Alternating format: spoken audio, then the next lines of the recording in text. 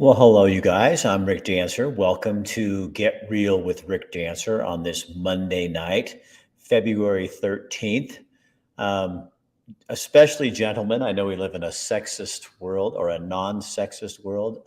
I don't know how you call that. But usually it's the gentlemen, I think, that do a lot of the Valentine's stuff. Tomorrow is Valentine's Day. If you have not done your duty and gotten the flowers or that, you better get on it because I know the florist here in Townsend, Montana, is pretty darn busy. And at least stop by and get a card for your your partner, your wife, your girlfriend, whatever it is. And I guess women, you do that for the men too, as well. And I guess for other people, they do it the same thing for their partner. So it's all good. We are going to have some fun tonight. Have a good show for you. Um, our sponsors are three people. One is Chris Daniel Family Dentistry and Denture Center out of Eugene, Oregon. Dr. Bratlin's been with us a long time. If you're looking for a dentist who cares about your oral health, also cares about your freedom, he's the guy for you. He is very active in the community. He's outspoken, and he really knows how to take care of your teeth with crowns, hygienists of the highest quality. And he does all kinds of, they now have a denture center as well there. Now, if you're here in Montana, our new client is the Montana Oral Surgery and Dental Implant Center. I was looking on their website. They have three locations, one in Helena, one in Great Falls, and one in Bozeman. They do dental implants, wisdom teeth pulling, 3D imaging, bone grafting, facial trauma work, anesthesia, the whole bit. If you're looking for an oral surgeon, and I realize that's not something that a lot of people are just out looking for, but when you need one, you'll be able to go to their website, and we're going to be doing some interviews with the different staff members, and you can find out where it is you're going, because it's kind of nice to know who the people are that are going to be working on you. So we're happy to have them on board. And also, we have another new client, Fairway Independent Mortgage Company. Greg Hinkle is a friend of mine. He does mortgages from Oregon to Washington to here in Montana, licensed in all three. Born in Roseburg. He lived in Washington State for a little bit. In January of 22, he moved to Helena, Montana, and opened up the Fairway Independent Mortgage Company. He's going to help create a generation of wealth through financing and through real estate. He's a good guy, supports what we do, loves freedom of speech, and loves you being able to have your free speech as well. So those are our three sponsors for the show tonight. So here's what we're going to do. Kathy and I, last week, I think it was last week, we had a show where we interviewed Pam with the Ride to the Sky dog sled race. This has been going on for decades. It is one of the kind of a precursor, a qualifier for the Iditarod.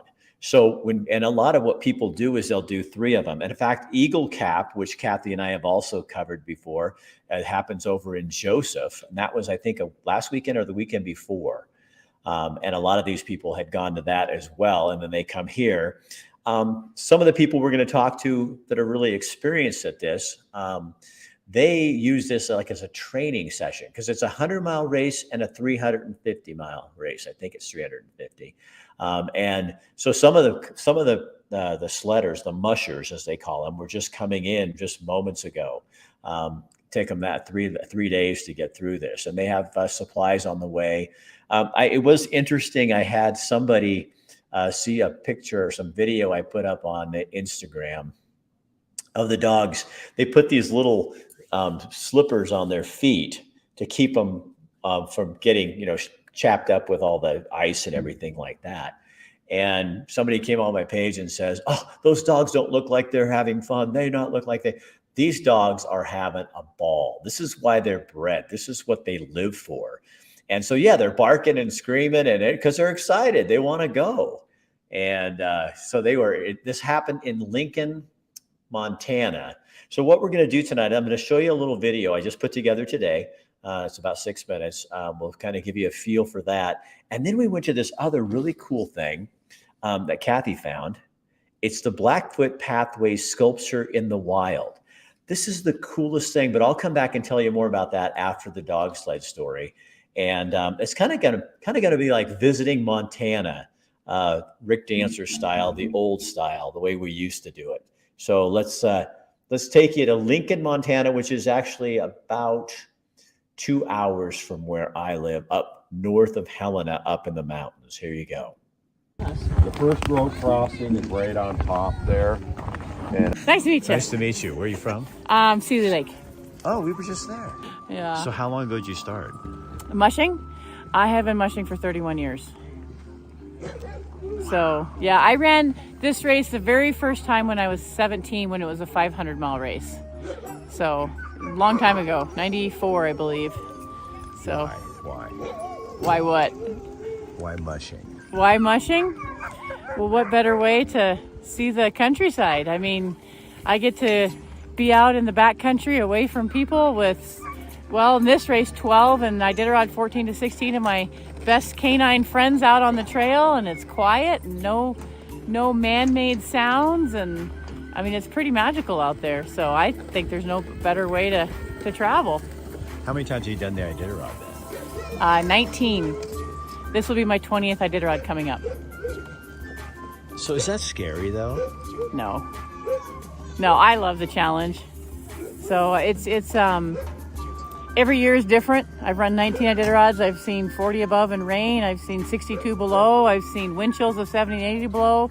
I've seen deep snow to no snow and tundra and ice and rock. And I mean, every year is a challenge, which is why I run it. We've in storms and winds and whiteout conditions, and I mean, you definitely have to know what you're doing.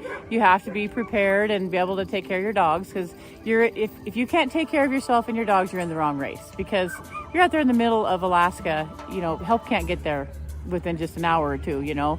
So if you really need help, chances are help's not going to get there when you need it. So you need to be able to take care of yourself. You the old man musher? Yeah, I guess so. How long you been doing this? Just about 20 years now, I guess. What is it? What is it about it? I don't know what it is. It just changed my mind. I don't have to think. My mind went to mush. I enjoy it. It's fun. It's good stuff. What's the hardest thing about it? Getting to the starting line, Really? preparing, having everything in line, having the dogs in good shape, myself in shape. So what is the relationship between you and those dogs? They're my family, my kids. I raised them from puppies. My litter, or my team, is all one litter. They're all brothers and sisters. Well, these races are Iditarod qualifiers, but once you finish the Iditarod, you're qualified for life. So I haven't had to re-qualify for Iditarod for 20 years, right? But so someone who wants to run the Iditarod for the first time can run this race, and there's others around that they can use as qualifiers to run the Iditarod. You know, so for me, these shorter races, like the 300-mile races, they are stepping stones. They're training for me to get my team ready for the 1,000-mile Iditarod. So what are the little boots for? These boots are to protect their feet when we're out on the trail. So sometimes the snow can be icy and punchy, and that'll cut up our dogs' pads and the inside of their foot. So we put booties on them, just like our shoes, just to protect our feet. It's only my third ever race, so it's going to be a lot of fun to get out there and see the trail, see new parts I haven't seen in a while, and just have a lot of fun. Why do you do it? I do it because my dogs enjoy it. These dogs are born to be sled dogs. They love what they do. They love to run. They love to pull. And seeing their joy out there brings me joy. You're a little crazy if you want to get behind a sled for 100 to 1,000 miles. So, I mean, it's definitely a lot for the dogs and a little for us. The sleep deprivation isn't that fun. So who's crazier, the dogs or the musher? Oh, the human for sure. The musher. Yeah. You have to be absolutely nuts to put yourself through this, because we fall out there, we go through sleep deprivation. I've hallucinated on the trail, I've hallucinated the leprechaun. So it's definitely a lot harder on the musher, because we're standing behind making sure our dogs are safe, and our dogs are just having a good old time running, doing what they love. You know, for training for Iditarod, we're basically doing like an equal run, equal rest. So if it takes me 5 hours to get to a checkpoint, I'm going to rest 4.5, 5 hours there.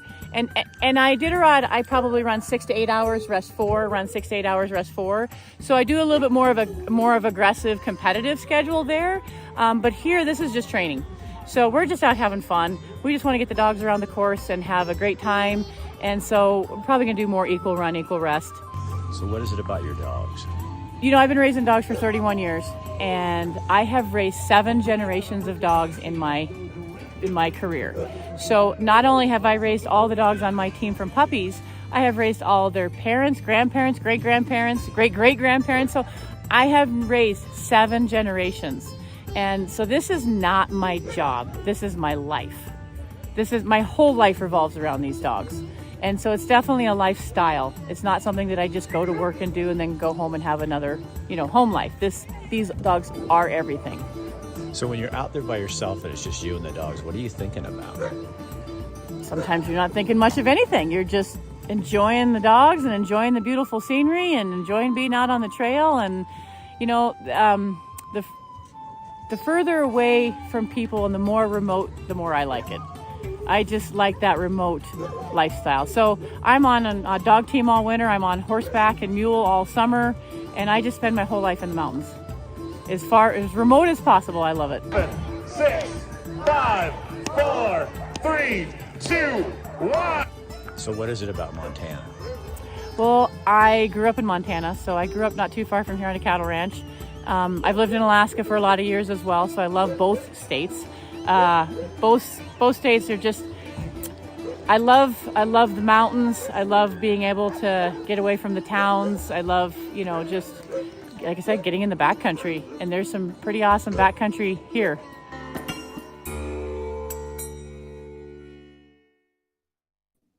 And that is Race to the Sky. My Chiron thing didn't work on theirs. The gentleman in the story, that's Shane Pearson. He's 57 years old, and he's from a place called Fairfield, Montana. I'll have to go back and fix that. I don't know what happened. Technical issues sometimes haunt me. But as you can see, they had fun, had it packed. Kathy and I got there early. And then we decided to stick around, and I'm glad we did. I think the whole town was there. There was cars parked up and down the road. The parking lot was full, and then down the freeway as well. So it's a super beautiful event, really fun. And I would love to go sometime and get on one of those sleds and just get a little video for you to see what that's all about. So we stayed in Lincoln, Montana, little tiny town. I don't even know how many people are there. I should have looked it up, but we did before we left. Very small, but they had 3 little bars. We went into each of the local bars to have a beer, to kind of experience the community. That's what Kathy and I do. When you go on a trip, don't just look for the fancy schmancy place. We always try to find like a dive bar or a local bar. We'll find people outside the bar and say, hey, is this like where the locals hang out? And they'll tell you. And then you just go in and kind of experience the community for what it is. And they had 2 little bars like that. So Kathy and I went in each one and had a beer. Then we went across the street to, they have a steakhouse, met the lady, got her story, she and her husband own the steakhouse there in town. And she told us their life story. And we walked away going, wow. People have the most interesting lives and how they end up in these little tiny towns in Montana, just like Kathy and me. And I think that's what people in Montana, maybe that's what we all have in common, is we're either adventurers / drifters / nomads, coming from other places. Because a lot of people in Montana are not from Montana. They came here on purpose.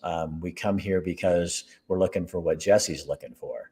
A little less people, fewer people, fewer cars, fewer traffic jams, and just kind of an old-fashioned way of life. And you find that here a lot. So while we were there, Kathy's looked this up before because it's very famous. It's the Blackfoot Pathways sculpture in the wild. So what it is you're going to see this real briefly, a picture. But that's one of the old wigwams is what I used to call them. They called them something different. But the old wigwams, they used to, back in the day, when you got the lumber or you got the logs cut, they take the bark and all the scraps, put them in that wigwam and burn them. And they had the shield on the outside so that the sparks didn't go out and start fires. Well, now modern day lumber mills, they use everything. I'm going to be showing you some of this in the future as we tour some lumber mills around here. They can take a log and with a computer tell you how many 2x6s, how many 2x4s they can get out of that log. And then everything that's not used in the 2x4 or 2x6 or whatever it is they're making, all that is used in something as well. So nothing goes to waste in a mill anymore. But back in the day, we didn't know any better. And so this wigwam, this artist took this and made it into a room you can go into and look at the logging history of Montana. But then there's a whole bunch of other ones. Like there's a pathway that you walk around. And there's numerous artists, well-known artists, have been commissioned, I guess, to create this artwork. And they're all through the place. So we had snow, like a foot of snow. So Kathy and I were traipsing through here. And I want you to see, so most of the stuff, there is some metal in it, but most of it's made of organic material, wood, newspaper, vines, and stuff like that. But check this out. This is cool.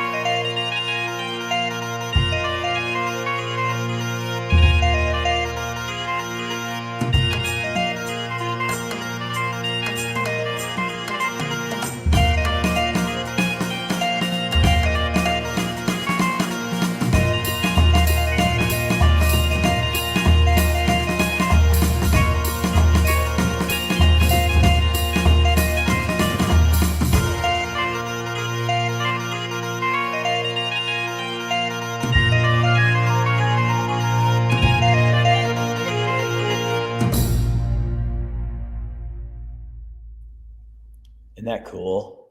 Oh my gosh.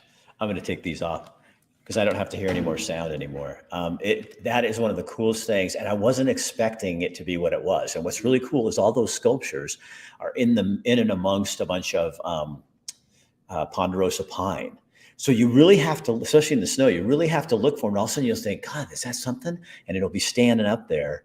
And, so you can walk around it, and some of them, like you can see, you could go in them, and then all of them have little plaques, and they kind of tell you what the artist was thinking and what they were, the whole reason they were doing this. So it is well worth stopping when you're in Lincoln, Montana. And it's just right off the side of the road by the Forest Service. There's signs that point you in the right direction.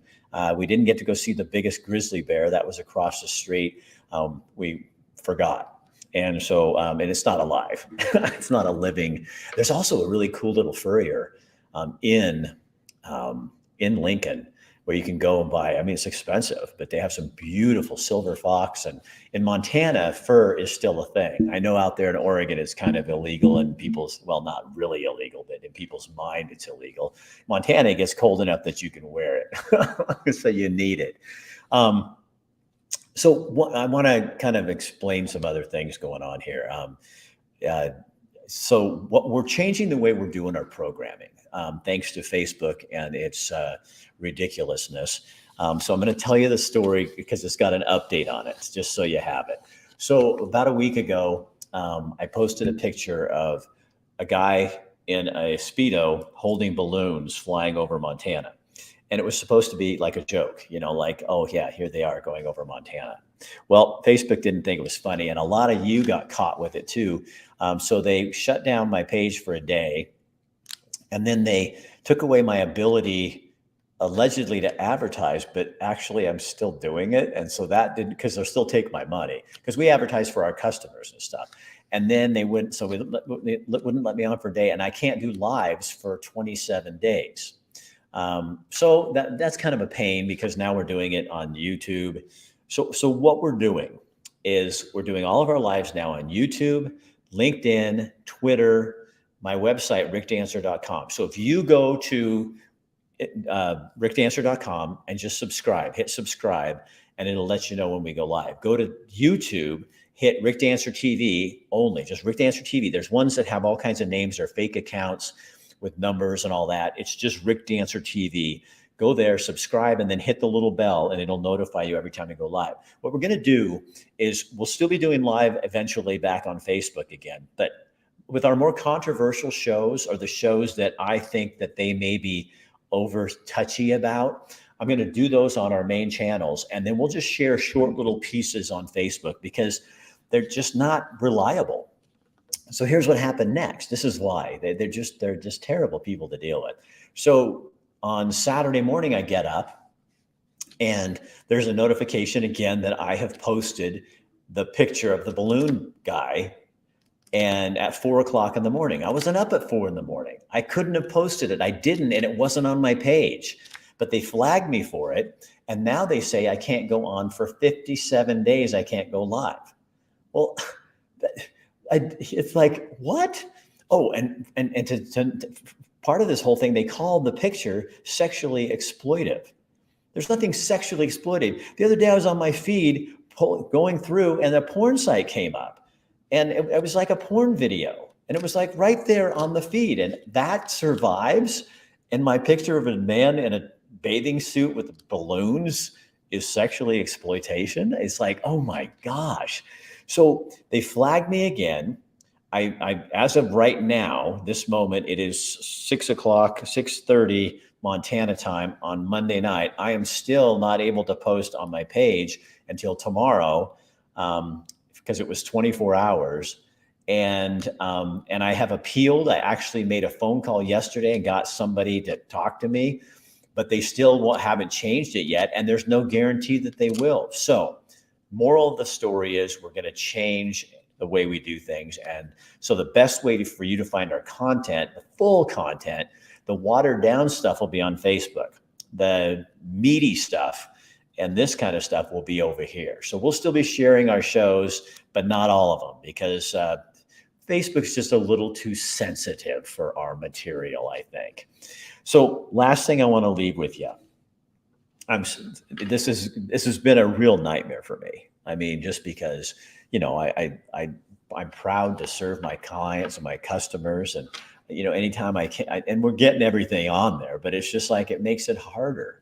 And so I haven't been sleeping. That's why I got bags under my eyes, and it's just So I woke up last night and I was just laying there, and feeling like God was just talking to me, And to my mind came the story of Sodom and Gomorrah and Lot and his wife. And so I'm laying there going, oh, this is interesting. So remember, the story is Sodom and Gomorrah was just a horrible place. I mean, just sexual in everything. Everything was just disgusting. And God was going to get rid of it because it was so bad. He was just going to blow it up. And an angel comes and tells Lot and his wife and 2 daughters that they are to leave the town, just get out, because God's going to smite it. And she said, the angel, I call it she, but the angel said, don't look back. Don't turn around and look back. So they get going, they're leaving, and Lot's wife turned around and looked back and turns into a pillar of salt. So it got me thinking, because a lot of us are leaving. Some are states, some are former lives, some are jobs. Some of us are leaving attitudes behind. Some of us are leaving people. Some of us are leaving bad habits. We're readjusting our lives. We're doing things, so we're leaving. And it doesn't mean where we're leaving from is a horrible thing. It just means we're leaving. But I feel like when I was doing that, when I was having this little, kind of vision in my head, that there was two meanings to don't look back. Is one, God said, don't look back. She looked back and she's dead. He meant it. But the other one is, don't look back at what you left. Like if it's a bad habit and you left it, it's gone. If it's a state that you weren't supposed to stay in, whether that's a physical state, a mental state, or a state like Oregon, and I was supposed to leave, then don't look back. And instead, keep your eyes focused on where you're going and what's ahead. If it's Facebook acting like a total bunch of idiots, and I have to move my business and change things after 15 years of building a giant audience and move that audience a different direction, then I'm not going to look back. And so I don't know. I think there's something really prophetic there. Maybe for you it's pathetic, but sometimes for me they're about the same thing. So anyway, think about that. Whether it's some old attitude you have to leave behind, or some I'll tell you what, Kathy and I have never looked back and said, I wish we wouldn't have done this. We're so happy we did this. Is it hard? Yeah, it's really hard. Do you get lonely? Sure you do. Do you have moments you wonder, what are you doing here? Yeah. Yeah, you do. But never do I look back and say, this wasn't the right move. I know that this is the journey and this is the one we're on.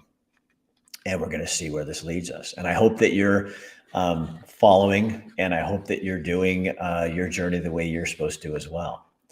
Now, one last plug. We couldn't do any of this without our sponsors, Chris Dental Family Dentistry out of Eugene, where everyone is welcome.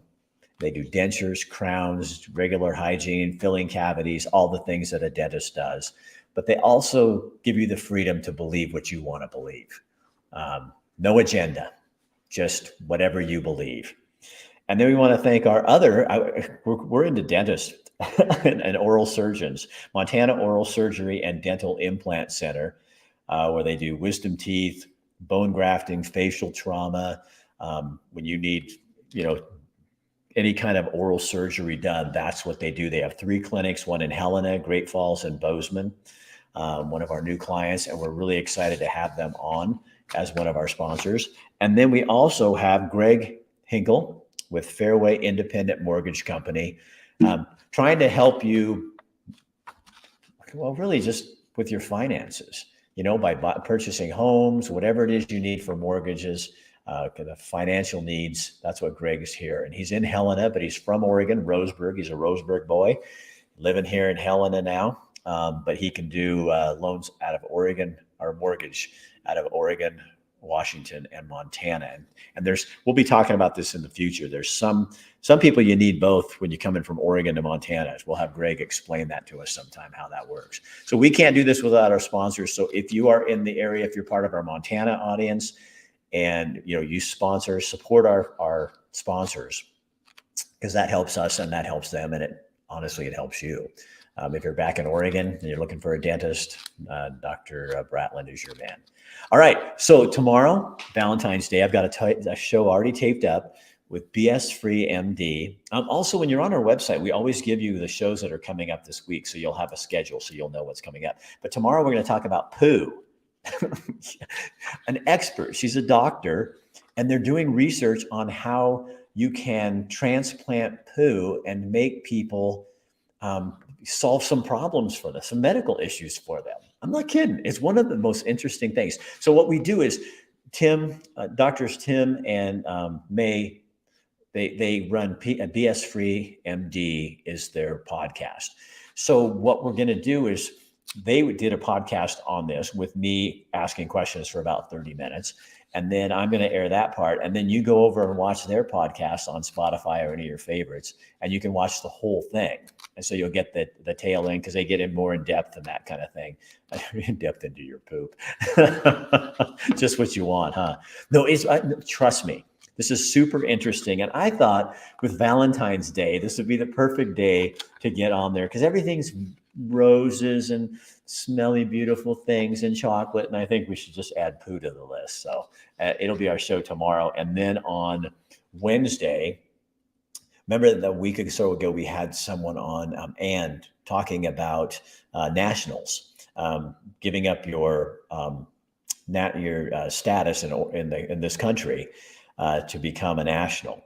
Well, there's some people that see it a little bit differently, so we're going to bring them on. They're talking about what's called the State General Jural Assembly, and this is a little different. You don't give up as much, but anyway, I want to get both sides out there. Or that's not even a side; it's just another option. And then on Thursday, Bait and Tackle Rob will be here to get us in trouble. That show will probably never air on Facebook. And also Bill London with all your news and everything coming up. All right, have a good night. I'm going to go home. Share this on your page, please. That's super important. It helps me a lot, because with Facebook being a pain in the ass, it really helps us with getting this message out to people, and they need to hear it. All right, have a good night. See you guys later. Thanks for joining us. Remember, go subscribe to YouTube and rickdancer.com. YouTube is Rick Dancer TV. Nothing else, no numbers, just Rick Dancer TV. All right, see ya. Bye.